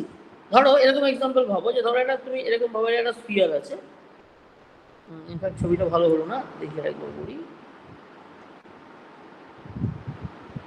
ধরো এরকম একটা স্ফিয়ার আছে, এই স্ফিয়ারের ওপরে তুমি ধরো এটা হচ্ছে আমার নর্থ পোল, ঠিক আছে। এখান থেকে তুমি দেখো যে এই লাইনটা বরাবর আমি যদি নিরক্ষরেখা অবধি নেমে আসি, আর নিরক্ষরেখাটা এখান দিয়ে এরকম ভাবে রয়েছে, ঠিক আছে। আর এই লাইন বরাবর নেমে আসছি ধরো, আর আমি এই লাইন বরাবর যদি নেমে আসি, দেখো এইখানটাতে এই দুটো প্যারালাল, অথচ এখানে অ্যাঙ্গেল ছিল, তাই না? এইখানটাতে এই লাইন দুটো প্যারালাল। এবার তুমি আরেকটা যদি আঁকি, সেটাও প্যারালাল, কিন্তু এখানে অ্যাঙ্গেল আছে। তার মানে কি এই এই যে দেখো এগুলো হচ্ছে জিওডেসিক। দেখো স্ফিয়ারের উপর দিয়ে শর্টেস্ট পসিবল পাথ, সবগুলোই তো তাই। গ্রেট সার্কেলগুলো, তাই না? এটা যদি নর্থ পোল হয়, ওদিকে কোথাও সাউথ পোল আছে, আমি সাউথ পোলটা তো দেখতে পাবো না, ঠিক আছে।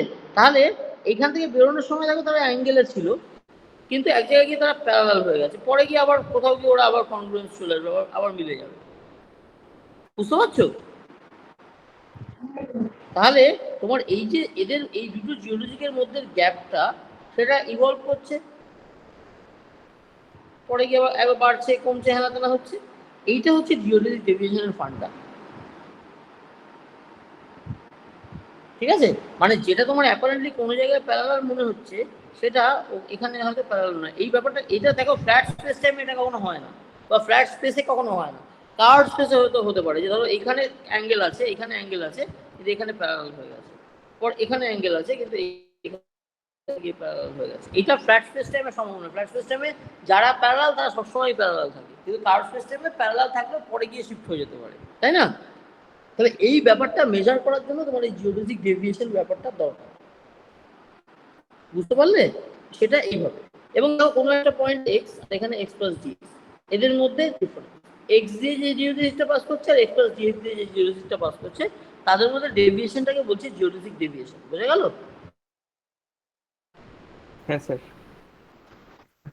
এবার এই জিওলজিক ডেরিভেশন ইকুয়েশনটা ডেরিভেশনটা আমি দেখাতে চাইছি, আমাদের একটা বড় ডেরিভেশন, কিন্তু কায়দাটা হচ্ছে দেখো যে তুমি জিওলজিক ইকুয়েশনটা দুবার লিখবে।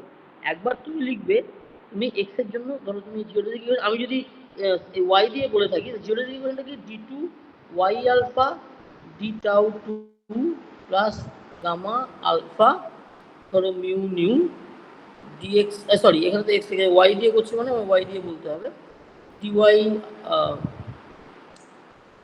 ডিওয়াই ধোত দাঁড়াও এক second, D Y mu D tau two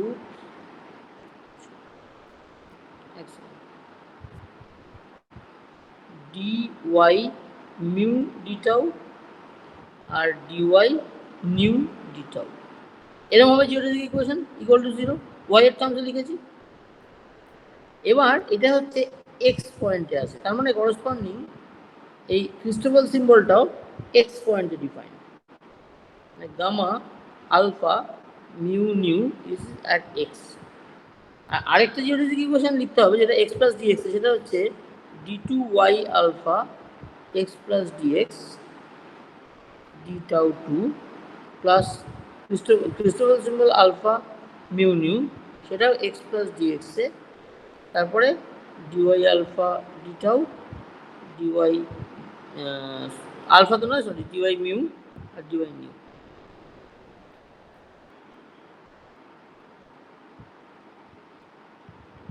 এবার এই দুটোর মধ্যে তোমাকে বিয়োগ করতে হবে, তাহলে দেখো তুমি y alpha x plus x minus y alpha x এটা পাবে। এই যে এইটা কি করে বিয়োগ করবে বুঝতেই পারছো যে এইটা তো ডিরেক্টলি বিয়োগ হয়ে যাবে, আর তোমাকে এইগুলো টেলার এক্সপ্যান্ড করে তার করসপন্ডিং হিসাবপত্র করতে হবে, বুঝতে পারলে? হ্যাঁ স্যার। তার মানে এটা তোমার এখনই ভয় পাওয়ার দরকার নেই, কারণ এটা তোমার অ্যাকচুয়ালি করতে হবে না। এইটাকে টেলার এক্সপ্যান্ড করে এটা থেকে বিয়োগ করা ইত্যাদি এইসব যখন করতে যাবে, যখন করবে তখন দেখবে যে জিওমেট্রিক ডেভিয়েশন ইকুয়েশনটা এলো, ঠিক আছে? এবং এটার মধ্যে কি আছে দেখো, খেয়াল করো যে এই ক্রিস্টোফাল সিম্বলের মধ্যে কারা বসে আছে, ডেরিভেটিভস অফ জি, তাই না? এই জিনিস বসে আছে তো, হ্যাঁ স্যার। জি এর ফার্স্ট ডেরিভেটিভ বসে আছে। তুমি যখন এই ক্রিস্টোফাল সিম্বলের টেলার এক্সপ্যান্ড করবে, টেলার এক্সপ্যান্ডের ফার্স্ট অর্ডার টার্ম কি তোমার? এই দেখো,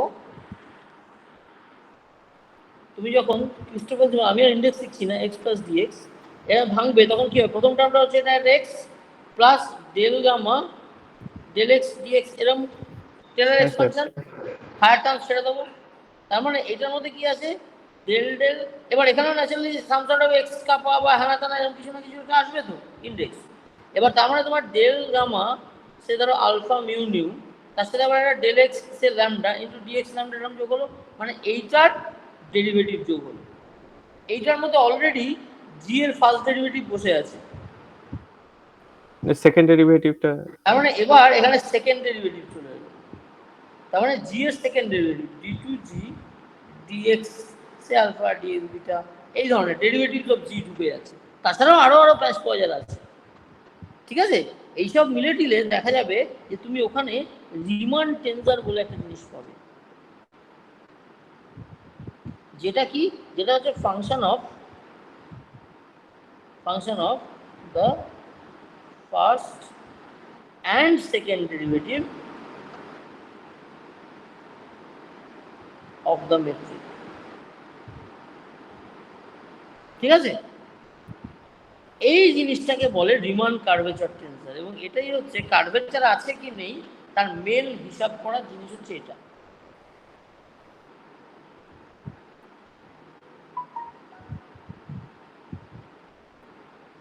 ঠিক আছে, রিমান কার্ভেচার টেন্সার বলে এইটাকে।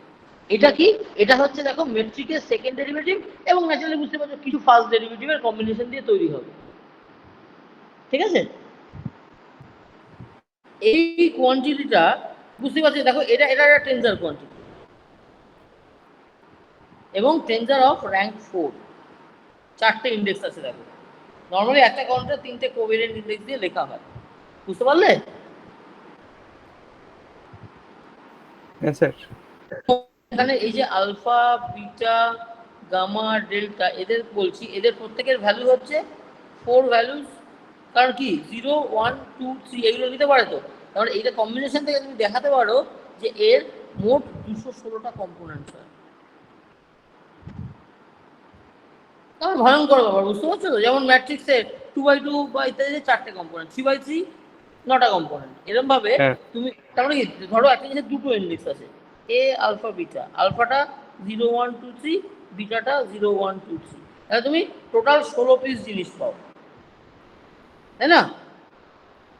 এবার তোমার যদি এ আলফা বিটা গামা থাকে, তাহলে এই প্রত্যেকটা 16-এর জন্য তুমি আরো 4 পিস করে পাবে, 64টা পাবো হলো। এবার তারপরে যদি তারপর আরো একটা ডেল্টা থাকে, তুমি তখন ওই 64 ইন্টু 4 পাবে, 200, নাকি? এটা কি ভুল বলছি? দাঁড়াও দেখি, 4 4 6 1 424 25 ও সরি 256 হ্যাঁ হ্যাঁ স্যার। 56 তার মানে ভয়ঙ্কর ব্যাপার। কিন্তু এটা থেকে আসলে এতগুলো হয় না, তার কারণ হচ্ছে এর মধ্যে বিভিন্ন সিমেট্রিজ আছে। ধরো এই যে আর আলফা বিটা গামা ডেল্টা বলছি, এটার মধ্যে এই ইন্ডেক্স দুটো আর এই ইন্ডেক্স দুটোর মধ্যে সিমেট্রি আছে ইন্টারচেঞ্জ করে। এবং ধরো তুমি যদি এটাকে আবার গামা ডেল্টা আর আলফা বিটা বলে লেখো, তাহলে অ্যান্টি সিমেট্রি আছে, এরকম সমস্ত ব্যাপার থাকে। ঠিক আছে, মানে এগুলো আমার ভাবার দরকার নেই। মোট কথা হচ্ছে দেয়ার আর সিমেট্রিজ আন্ডার ইন্টারচেঞ্জ অফ ইন্ডিসেস। ঠিক আছে, মানে প্রথম দুটো শেষ দুটোকে যদি ইন্টারচেঞ্জ করো তাহলে সিমেট্রিক হবে, প্রথম দুটোকে যদি ইন্টারচেঞ্জ করো সিমেট্রিক হবে। কিন্তু প্রথম পেয়ারটাকে যদি সেকেন্ড পেয়ারটা দিয়ে উল্টে দাও তাহলে অ্যান্টি সিমেট্রিক হবে। এরকম কতগুলো ব্যাপার, মানে ধরো এভাবে বলতে পারি, সব কটাকে ধরো নিচে নামিয়ে লিখলাম alpha beta gamma delta equal to R beta alpha gamma delta equal to R beta alpha delta gamma. ঠিক আছে, এরকম সমস্ত সিমেট্রিজ আছে। বোঝা গেল? দেখো এখানে প্রথমটাতে উল্টে দিয়েছি, সেকেন্ড একই রেখেছি, এখানে ওটা রেখেছি এরকমই। ইনফ্যাক্ট আলফাবিটাও লিখতে হবে, বুঝতে পারছি, তাহলে আর আলফাবিটা ডেল্টা গামা বললেও একই কথা হবে। ঠিক আছে, দেখো এইটাকে উল্টে দিয়েছিলাম, এবার আমি এইটাকে উল্টে দিলাম, এটাকে আগেরটার মধ্যেই রাখলাম, এখানে দুটোই উল্টে গেছে। বুঝতে পারছো? এগুলো হচ্ছে সিমেট্রি। ফাইন। হ্যাঁ স্যার। এবং আরেকটা সিমেট্রি কি আছে, আর আলফা বিটা গামা ডেল্টা যদি লিখি, সেটাকে তুমি আর মাইনাস আর গামা ডেল্টা আলফা বিটা এরকম হবে। মানে তুমি দেখো এই দুটোর মধ্যে যদি তুমি উল্টে দাও তাহলে তোমার অ্যান্টি সিমেট্রি আছে, মানে পেয়ারগুলোর মধ্যে ইন্ডেক্স পেয়ার পজিশনিং এ অ্যান্টি সিমেট্রি আছে। এই ব্যাপারগুলো ব্যবহার করে দেখা যায় যে ইন্ডিপেন্ডেন্ট কম্পোনেন্টের সংখ্যা কমে যায়, অনেক কমে গিয়ে আসলে 20টা চলে আসে। ঠিক আছে, হ্যাঁ স্যার। রিমান্ড 20টা খুব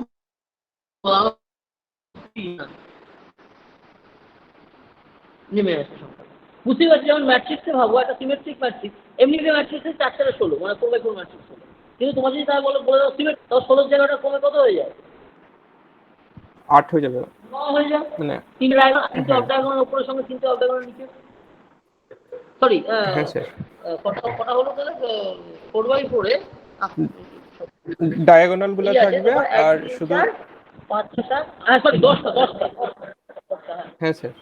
10টা ইন্ডিপেন্ডেন্ট হবে সিমেট্রিক হলে। অ্যান্টি সিমেট্রিক হলে কটা হবে? অ্যান্টি সিমেট্রিক হলে তোমার হচ্ছে তোমার এখানে 6টা। 6 পিস। 6টা।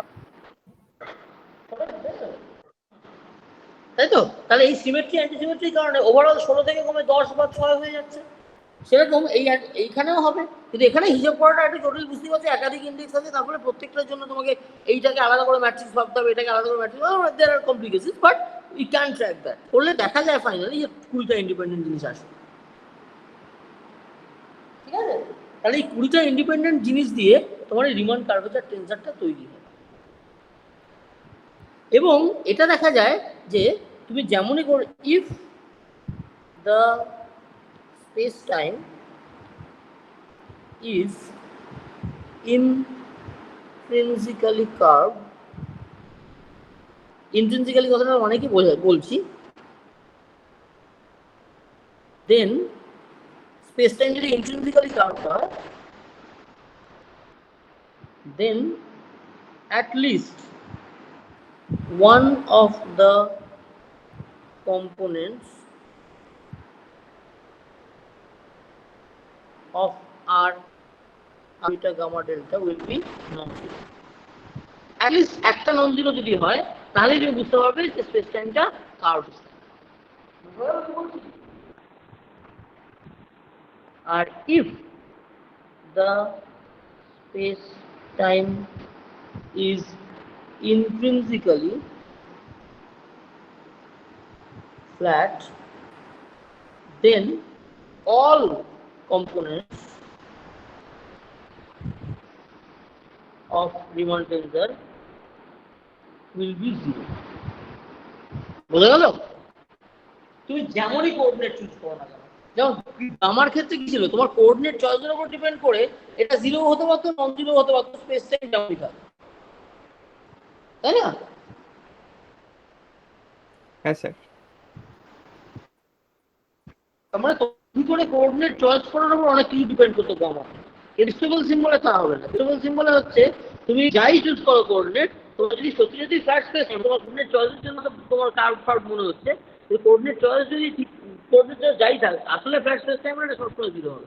সব কটা কম্পোনেন্ট চেক করে দেখতে হবে। আর যদি তুমি চেক করতে মানে সোজা কথা কি না, তোমার এটা কায়দাটা কি কারণে তোমার কোনো একটা স্পেস টাইম দেওয়া আছে, সেই স্পেস টাইম দেওয়া আছে মানে তার মেট্রিকটা দেওয়া আছে। তুমি যেই মেট্রিক দেওয়া আছে মেট্রিকের টার্মে তুমি ক্রিস্টোফাল সিম্বল বার করবে, ক্রিস্টোফালের সিম্বলের টার্মে তুমি আর আলফা বিটা গামা ডেল্টা বার করবে। করে বেসিক্যালি বার করা মানে কি তার কম্পোনেন্টগুলো ক্যালকুলেট করতে শুরু করবে। এই তো করবে, এর ডেফিনেশন আছে। বোঝা গেল? হ্যাঁ স্যার। এবার বার করতে শুরু করে এবার তার মানে কি ধরো তুমি প্রথমে R00000 বার করলে, তারপরে R00001 বার করলে, তারপরে R00002 বার করলে, R00003 বার করলে, এভাবে চলতে থাকবে এরকম চলতে থাকবে। এবার ধরো তুমি প্রথমটা ক্যালকুলেট করে কপাল ভালো তুমি এটাই দেখলে নন জিরো আছে, তুমি সঙ্গে সঙ্গে বলে দেবে ফ্ল্যাট কার্ভ একটা নন জিরো যেই পেয়ে গেলে তার মানে হচ্ছে ফ্ল্যাট না। বুঝে গেল? হ্যাঁ স্যার বোঝা গেল। তুমি যদি প্রথমটা করে যদি তুমি জিরো পাও, জিরো পাও, go for third one, fourth one, এর মধ্যে চলছো। তুমি যতক্ষণ ধরে জিরো করতে থাকবে ততক্ষণ ধরে তার পরেরটাও চেক করতে হবে, কারণ তুমি জানো না পরেরটা নন জিরো হয়ে যাবে। এরকম ভাবে যদি সবকটা 20টা কেসই এই 20টা কম্পোনেন্ট ছিল, 20টা কম্পোনেন্টই এক্সস্ট করে ফেলে যে সবকটাই জিরো, তখন তুমি বুঝতে পারবে যে আচ্ছা ফ্ল্যাট স্পেস। আর যদি একটাও নন জিরো বেরিয়ে যায় তাহলে সঙ্গে সঙ্গে তুমি ক্যালকুলেশন বন্ধ করে খাতা পেন দেখে বলবে হয়তো কার্ভ স্পেস। এইটা হচ্ছে রিমান টেন্সরের গুরুত্ব। ঠিক আছে? হ্যাঁ স্যার। আচ্ছা, তাহলে এই হচ্ছে তোমার জিআর এর তোমার জিওমেট্রিক কোয়ান্টিটিজ এইসবই আছে, মেট্রিক, ক্রিস্টোফাল সিম্বল, রিমান টেন্সর ইত্যাদি। এই রিমান টেন্সর কার্ভেচার টেন্সর মানে ফ্ল্যাট, মানে বেসিক্যালি ওটা কার্ভেচারের পুরো নেচার, কার্ভেচারের পুরো প্রপার্টি সবকিছু ওই রিমান কার্ভেচার টেন্সরের মধ্যে এনকোডেড থাকছে। ওইটাকে চেক করে তুমি সমস্ত রকম কার্ভেচার সংক্রান্ত জিনিস বুঝতে পারবে।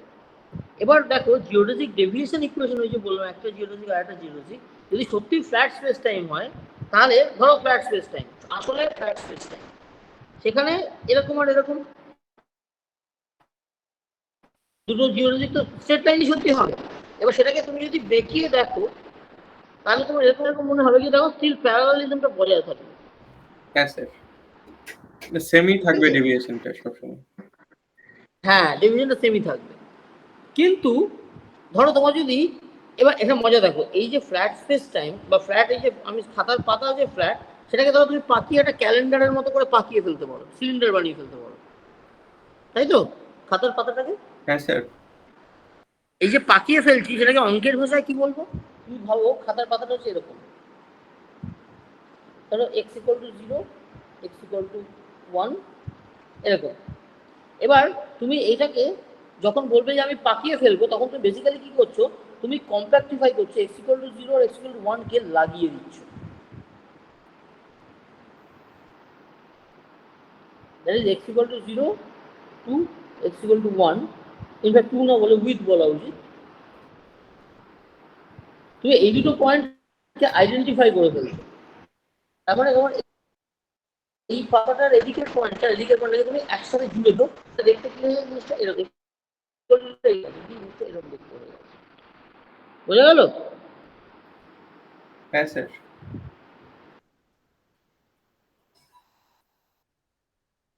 তার মানে তুমি যদি কোনো জায়গায় কাঁচি দিয়ে কেটে দাও তাহলে ওই কার্ভ, এই যে সিলিন্ড্রিক্যাল সারফেসটা ওটা দেখতে আবার ফ্ল্যাট সারফেস হয়ে যেতে পারে। জাস্ট এক জায়গা থেকে টানা কাঁচি দিয়ে কেটে দিলেই ওটা ফ্ল্যাট। যেমন ক্যালেন্ডার তুমি মানে ওই পাকিয়ে রেখেছো, খুলে দিলে ফ্ল্যাট হয়ে যায়। তার মানে সিলিন্ডার আসলে কিন্তু ইন্ট্রিনসিক্যাল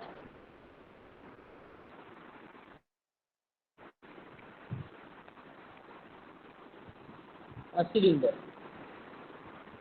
বুঝতে পারলে কি বললাম? জিনিসটা দেখতে কার্ভের মতো লাগছে, সত্যি কার্ভ সারফেস, কিন্তু ইন্ট্রিনসিক্যালি ভিতর থেকে কার্ভ না, মানে মন থেকে কার্ভ না, ওটা কেটে ফ্ল্যাট হয়ে যায়।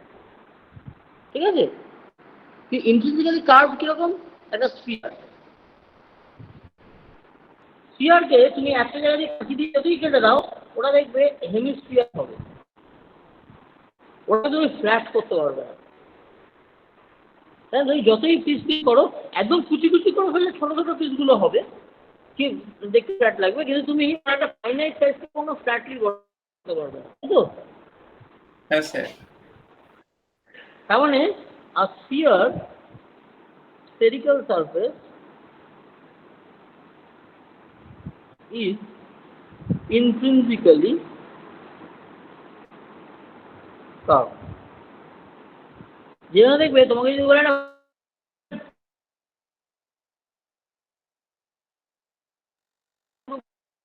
কিছু করবে না, একটা পাতা ছিঁড়ে কোথাও তুমি পারবে না, পাতা জায়গায় জায়গায় ভাঁজ হয়ে যাবে।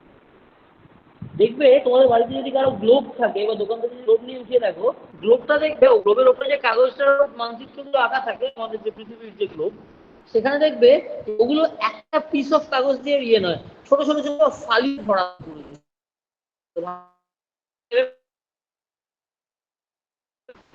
বুঝতে পারছে? বা যে কারণে দেখো ফুটবল এরকম এরকম পিস দিয়ে সেলাই করে তৈরি হয়, একটা সার্ফেস দিয়ে তৈরি করা যায়, তাই না? হ্যাঁ স্যার। কি ফুটবলের গায়ে থাকে এরকম ভাবে? তার কারণ হচ্ছে ওই এবার দেখো, তার মানে ফুটবলের যে ওই ইন্ডিভিজুয়াল একটা প্যাচ ফ্ল্যাট স্পেস টাইম, পুরো ফুটবলটা একসাথে কার্ভ স্পেস টাইম বা স্পেস হোয়াট এভার যাই বলো, বুঝতে পারলে? হ্যাঁ স্যার। এই হচ্ছে তোমার ইন্ট্রিনসিক্যালি ফ্ল্যাট, ইন্ট্রিনসিক্যালি কার্ভড ফান্ডা। এবং ইন্ট্রিনসিক্যালি ফ্ল্যাট সারফেস যদি হয় বা ফ্ল্যাট জিওমেট্রি যদি হয়, সেখানে রিমান টেনজারের সব টার্ম জিরো হবে, কেন গামাডেনটা সব জিরো, সবই জিরো বেরোবে।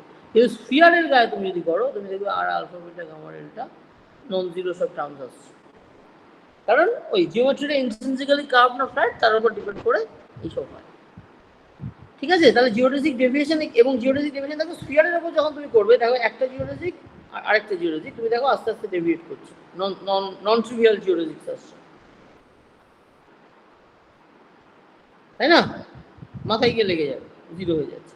তাহলে জিওডেসিকের এই যে ডেভিয়েশনটা, এরও নিজস্ব একটা ডায়নামিক্যাল ইকুয়েশন থাকে। দুটো পাশাপাশি জিওডেসিক যারা, তারা যেরকম চেঞ্জ করে, তার সঙ্গে সঙ্গে তাদের যে ডেভিয়েশন যে কোয়ান্টিটিটা, সেইটাও ভেরি করছে as you change location and whatever in the curved geometry.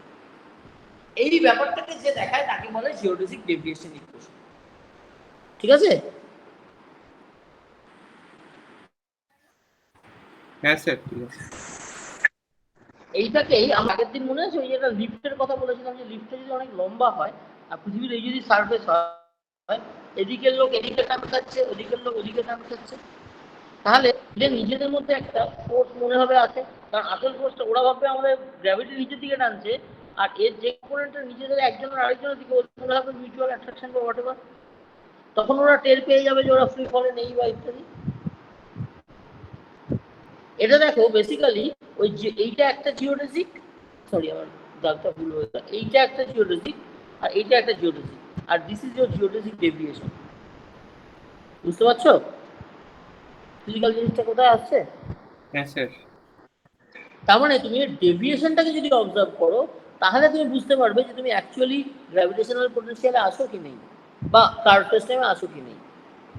একটা ইন্ডিভিজুয়াল জিওডেসিকের দিকে যদি তাকাও, দেখো এই জিওডেসিকটা বরাবর যে চলছে, ধরো একটা লোক এই জিওডেসিক বরাবর চলছে, গ্র্যাভিটি আন্ডারে ফ্রিলি ফলিং, ও যদি নিজের কোঅর্ডিনেট সিস্টেম থেকে দেখে, ও তো নিজেকে সবসময় ফ্রি ফলে দেখবে, মানে ওর ওপর কোনো গ্র্যাভিটির এফেক্ট নেই মনে হবে নিজের উপর, তাই না?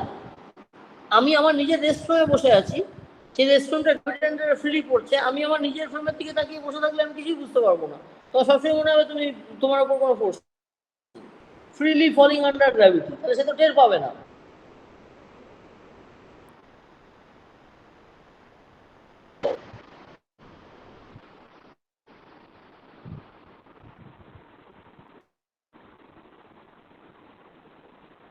কি এত চেঁচামেচি করে আগের দিন বললাম মনে নেই? কোথায় গেল? স্যার মনে আছে তো? তাহলে তাহলে দেখো নিজে ধরো আমি এই যে বলেছিলাম যে একটা ছোট লিফট তুমি দড়ি কেটে দাও, লিফট হুড় করে জি এর আন্ডারে পড়ছে, তাহলে লিফটও যেরকম জি এর আন্ডারে স্ট্রেট পড়ছে, লিফটের ভিতরে লোকটাও সেই সেম জি এর আন্ডারে পড়ছে, লোকটা যে সারফেসটার উপর দাঁড়িয়ে আছে ওজন করার যন্ত্র সেটাও জি এর আন্ডারে পড়ছে, তাহলে সবার উপর কমন অ্যাক্সিলারেশন, তাহলে নর্মাল মানে ওই যে নর্মাল রিঅ্যাকশন হানা টানা কিছু নেই, ফলে গ্র্যাভিটি ফিল করছে না। তার কারণ কি এই যে ব্যাপারটা, তার কারণ হচ্ছে লোকালি একটা ছোট জায়গার মধ্যে দেখো সবাই জি, এরা সবাই যে কেন, কারণ লিফটের এদিকে সারফেস লোক সবাই কম্পারেটিভলি কাছাকাছি রয়েছে, ফলে জি অফ এক্সটা ভেরি করছে না, জিটা নিয়ারলি কনস্ট্যান্ট আছে। কিন্তু লিফটটাই যদি অনেক বড় হয়ে যায় তাহলে এদিকের একটা লোক আর ওদিকের একটা লোকের মধ্যে ডিফারেন্স হয়ে যাবে। এই যে দেখো দুটো লাইন নিজেদের মধ্যে কাছাকাছি আসছে, তারপরে ডেভিয়েশনটা ভেরি করছে। ও যদি শুধু নিজের দিকে তাকিয়ে বসে থাকে করবে, নিজের দিকে তাকানো মানে তো নিজেকে ছোট জায়গার মধ্যে কনফাইন করে বলা, তাহলে মোটামুটি ফ্রি আছে কখনো তার বুঝতে পারবে যখন ও নিজের সঙ্গে পাশের আরেকটাকে কম্পেয়ার করবে। তারপরে একটা ইন্ডিভিজুয়াল জিওডেসিকের দিকে তাকিয়ে তো গ্র্যাভিটেশনাল ফিল্ড আছে কি নেই বা কার্ভ সিস্টেম কিনা বুঝতে পারবে, কার্ভ সিস্টেম আছে কিনা বোঝার কারণ কি, এই যে ওই যে দেখো এটাকে অঙ্কের হয় কি, যে জিওডেসিক ইকুয়েশনটা যেটা সেটা থেকে যদি তুমি তাকাও, কোথায় গেল জিওডেসিক ইকুয়েশন হবে, এই যে এইটা দিয়ে যদি তাকাও, এখানে মুশকিল হচ্ছে কি, আমি কি বললাম যে এই কোয়ান্টিটিটা ডিপেন্ডিং অন কোঅর্ডিনেট চয়েস 0 কাজে প্র্যাকটিস টাইমেও এটাকে নন জিরো মনে হতে পারে, কাজে এটা থেকে কনক্লুসিভলি বলা যাবে, তাহলে জিওডেসিক ইকুয়েশন থেকেও কনক্লুসিভলি বলা যাবে না। কিন্তু তুমি ডিফারেন্সটা নেবে, তুমি যখন দুটো জিওডেসিক ইকুয়েশনের ডিফারেন্সটা নেবে, এই যে এই যখন করবে, তখন তার মানে তুমি কি দেখছো, তখন তুমি এই গ্যাপকে দেখছো, এই গ্যাপগুলোকে দেখছো, পরের ছবিতে যেটা বলেছিলাম এই গ্যাপগুলোকে দেখছো। এবং সেই ইকুয়েশনটাতে আমি এগুলো ডিরাইভ করিনি কারণ এখানে অঙ্ক নেই আর ওটা লম্বা, আমরা এখন করতে গেলে ঘাবড়ে যাবে। ওই যে জিওডেসিকের এই যে ডিফারেন্সের যে এই দুটো ইকুয়েশনের যে ডিফারেন্সটা নিচ্ছ, মনে আছে বললাম যেটা, এই দুটোর মধ্যে ডিফারেন্স দিলে কি হবে, দেখো এইটা টার্মটা বাড়বে এই টার্মটা থাকবে, বলে ডেরিভেটিভ, এইসব কম্বিনেশন থেকে ওই রিমান টেন্সর জিনিসটা তৈরি হবে। এবং এটা নন জিরো থাকা মানেই তুমি বুঝতে পারবে যে কার্ভেজ আছে, এবং সেটা জিওডেসিক ডেভিয়েশন এখানে ফুটে উঠবে, বুঝতে পারছো? হ্যাঁ স্যার বুঝতে পারছি। এই হচ্ছে জিওডেসিক ডেভিয়েশন, মানে গ্র্যাভিটি আছে কিনা বা গ্র্যাভিটির এফেক্ট আছে কিনা দেখার জন্য জিওডেসিক ইকুয়েশন না দেখে জিওডেসিক ডেভিয়েশনের ইকুয়েশনটা দেখতে হবে, কারণ সেটার মধ্যেই এই রিমান কার্ভের টেন্সারটা এক্সক্লুসিভলি অ্যাপিয়ার করে। ঠিক আছে, এই হচ্ছে ব্যাপার। আচ্ছা আজকে এই অবধি থাক নাকি আরো বেশি ঠান্ডা দিতে করে গুলিয়ে যাবে? হ্যাঁ এই অবধি থাক। আচ্ছা আচ্ছা, তাহলে আর তোমরা এই তাহলে জিওডেসিক ইকুয়েশন ব্যাপারটা একটু বোঝা গেল, আর বাকি তো কার্ভ সাসটেন্স ফার্স্ট সিস্টেম এগুলো মোটামুটি কথাবার্তা হলো। এবার এইটার বেসিসে তোমরা ওই জিনিসটাকে একটু ভালো করে পড়ো। নেক্সট উইক তো পুজো পড়ে যাচ্ছে বোধহয় নাকি, মঙ্গল